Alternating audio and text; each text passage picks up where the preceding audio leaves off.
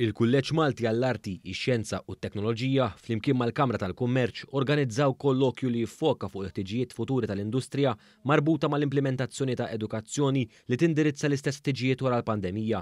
Diskussjoni saret bejn is-setturi tal-industrija u l-edukazzjoni biex jantiċipaw il-ħiliet li l-industrija fil-futur ser teħtieġ. Fost il-ħiliet l-aktar li qed ikunu mbuttati hemm il-ħsieb kritiku tal-im kontinu, speċjalment bl-introduzzjoni tat-teknoloġija ġdida bħal-intelligenza artifiċjali. Fil-preżentazzjoni tal-kollokju il-prinċipal tal-MCAS James Kalleja saħaq dwar l-importanza li l-kulleġġ ikun f'kuntatt mal-qasam tal-industrija sabiex jipprepara aħjar l-istudenti għad-dinja tax-xogħol. Inħossu li l-MCAS u l-employers għandhom jaħdmu aktar flimkien biex il-kwalifiki li jkollna l-MCAS, il-ħiliet li nagħtu lill-istudenti tagħna ikunu dawk il-ħiliet li għandha bżonn l-industrija.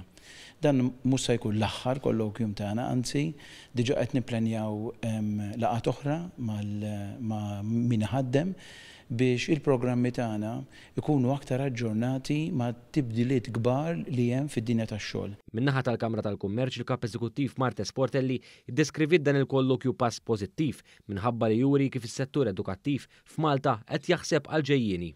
Qegħdin naraw l-edukazzjoni l fejn trid tmur. Edukazzjoni li tkun intiża biex tilħaq dak li għandu bżonn l-industrija. U allura rridu naħsbu mhux biss f'dak li huwa neċessarju llum, però wkoll f'dak li se jkollna bżonn fis-snin li ġejjin.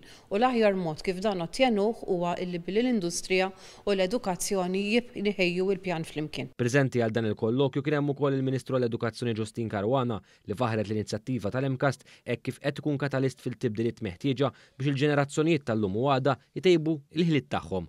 Qalet il-Gvern għandu fiduċja fil-potenzjal ta' dan il-kulleġġ biex jgħin ħalli ż-żgħażagħ tagħna jkunu impjegabbli f'xogħlijiet ta' kwalità.